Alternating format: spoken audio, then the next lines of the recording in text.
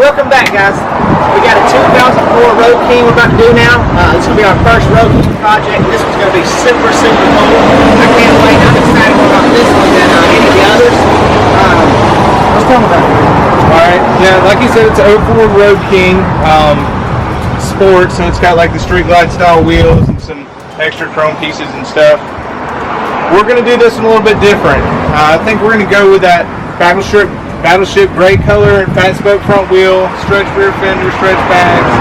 And the reason we're going to go with this Battleship gray color is because we got a lot of requests for a bike that color in the last bike we did in the comment section. So I think the Road King is going to be the one that's going to look killer. It's going to look killer. It's going to look the best in that. We already got the big 8 hangers on it. It's already got steel braided cables and all that stuff. Chrome fork legs. We got to swap out the headlight here. It's all skinned up. And replace the front fender. It's dented in pretty good. Crash bar's bent. We'll get rid of these old cheap leather hard bags. They're junk. They're ugly. We'll lower it in the rear. It's already got the aftermarket breather and aftermarket exhaust, so it's obviously been tuned. We can't get the bike to start yet. Obviously. Yeah, don't know what's going on with it. All the fuses are good on it. Although it is missing that turn signal module, so we got one of those coming. And we'll plug it in, see if that fixes it. This one, I'll be honest with you, I'm super excited about this one because it's a Road King. I love Road Kings, and I think this one's going to be a good bang for the buck bagger bike, and it's just going to look sweet, that Battleship gray. I'm really excited. I'm super pumped. Yeah. We got a super good deal on it. We scored it cheap. I don't know how we got it for that. Probably because it didn't run, but I mean, the oil looks good in it and stuff. I'm sure it's a runner. We just got to figure out whatever's keeping it from starting. We're ready to tackle it right now. Alright guys, we just got the bike in here, not we. Me. He just got the bike in here on the lift, and he is going to start working on tearing it down. Right. I messed around a little bit off camera, and we ordered a turn signal module for it. That let it run. So yeah, we're just going to go ahead and get it tore apart and mock everything up, make sure our new fenders, we went different, same fender, different saddlebags this time, so we're going to go ahead and get that mocked up and get the rest of the damaged parts tore off of it and get the good stuff off to paint.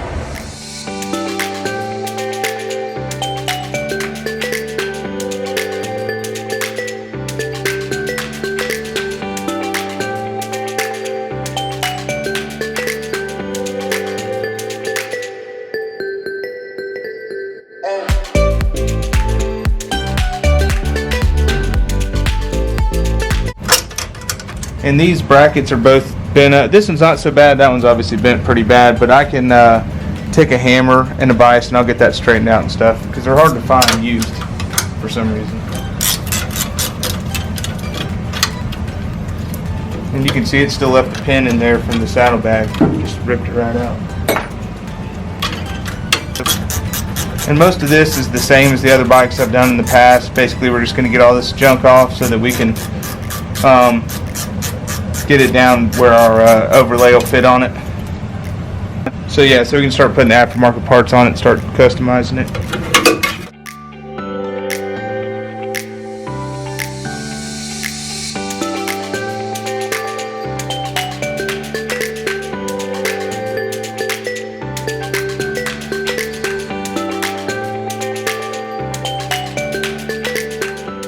I always like to put my nuts and bolts back together so I'm not scrambling all over the place trying to find them.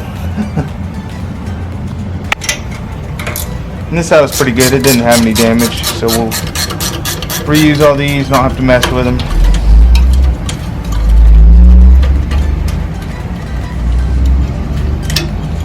We got kind of lucky on this bike too. It's got, brand new Michelin tires on it too.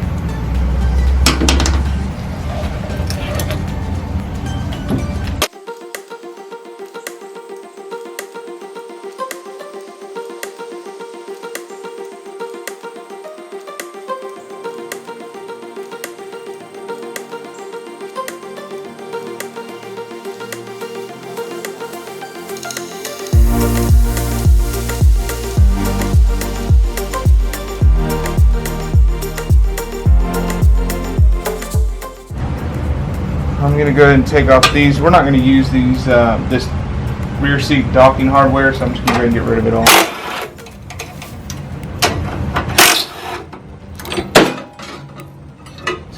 Literally. Just drop it on the ground.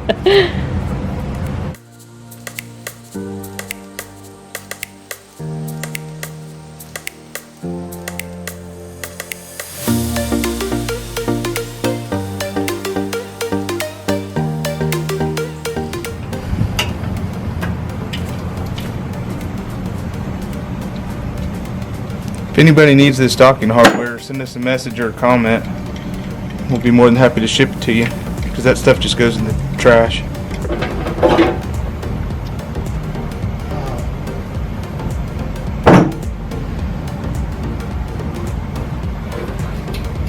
While I have all this apart, I'm going to go ahead and get these, get the tail light off and this stuff too, because it just gets in the way of the fender, the rear fender overlay. And I don't care if I scratch this fender because it's just getting covered up anyway, so. It's prying on the wrong side.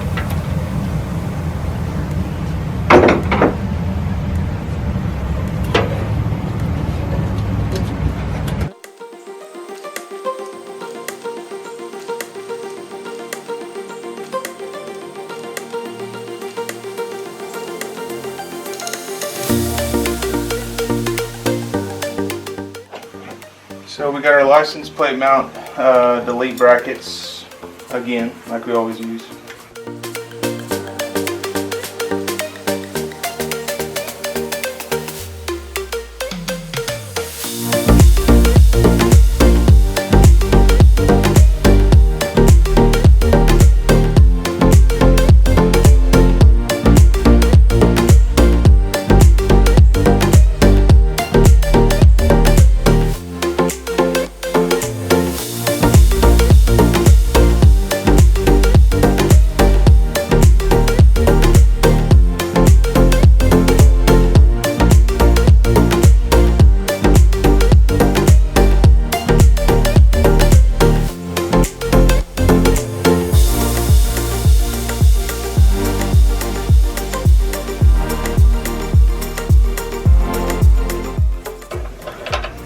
We'll come back and snug all this up after I get it all semi together.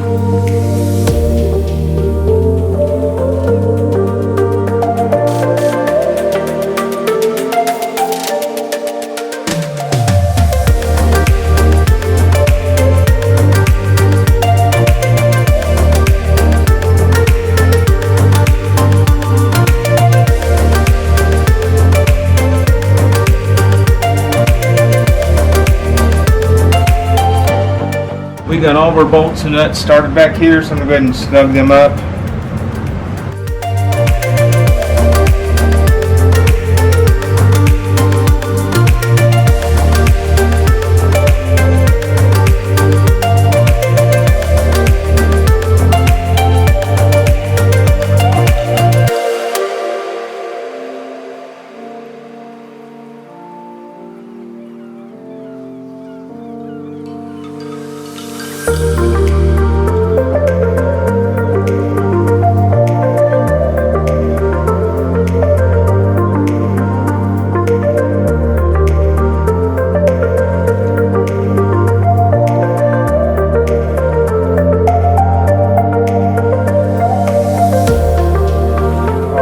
And because our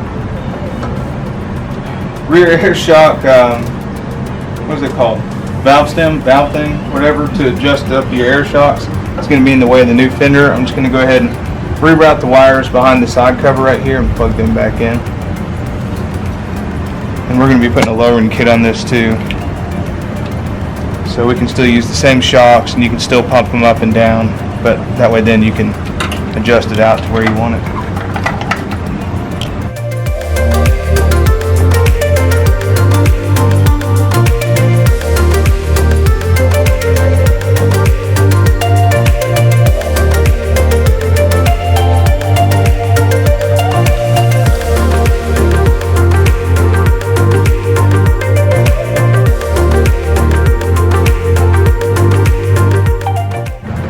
Yeah, it looks pretty good on there. And this one, we're not going to do any exhaust cutouts on it because we're going to keep the same side exhaust style, which we got new exhaust because the old ones were, I guess they got scuffed up in the wreck a little bit, and they're all discolored. And these new ones are cheap anyway, so we went with the same style thing. And also, the old ones didn't have torque tubes in them. It's just no baffles. You lose a lot of torque and stuff from this. These go in the beginning of the pipes in here, and it helps keep some back pressure so you keep some of your torque. And they're cheap, they're like 12 bucks.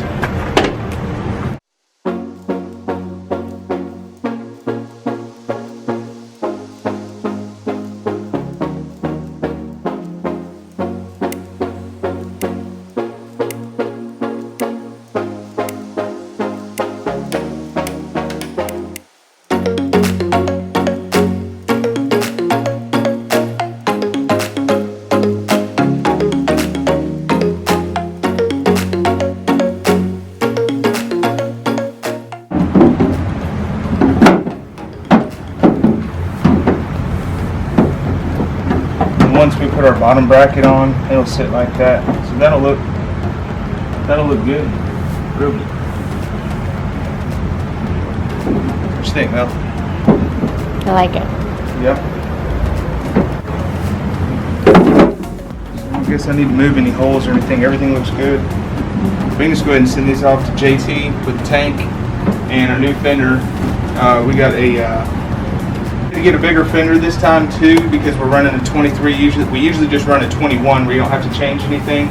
But since we're not running a crash bar or anything, we don't have to rake it. We can just go ahead and just put our new fender on and our wheel, and that's it. So I'm gonna go ahead and finish tearing apart the rest of the bike and get the stuff to JT. So I've never got a tank with this the front fuel line like this before. Usually it's just a rubber hose with 2 clamps on each end. And I'll clamp this in to keep that side of the other side of the tank from coming back this way, and then I'll just slip a hose already in a gas can over here. So I'm probably going to make a really bad mess in here, but I'm just going to wing it. I have no idea what I'm doing right now. And Melissa's going to help hold the funnel. And she's going to smell like gasoline forever. I don't even know if I have the right size wrenches.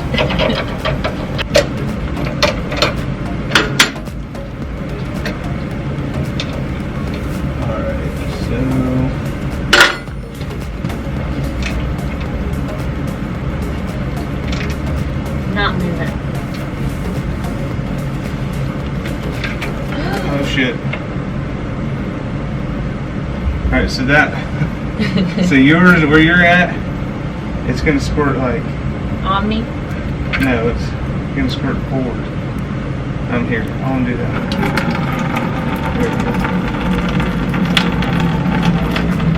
I guess that could have been worse. It's not as bad as I thought it was gonna be, really.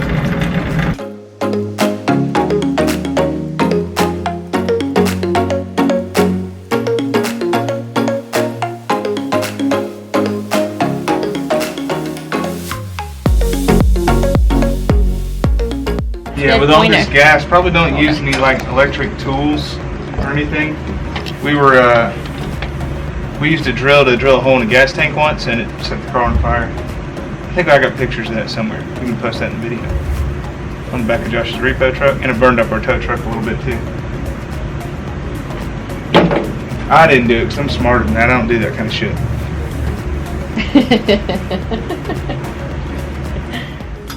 Alright guys, I guess we're going to close it off right here. We finally got all the gas emptied out of the gas tank, got the tank off, and all the body pieces are off at paint. So catch us back on the next episode.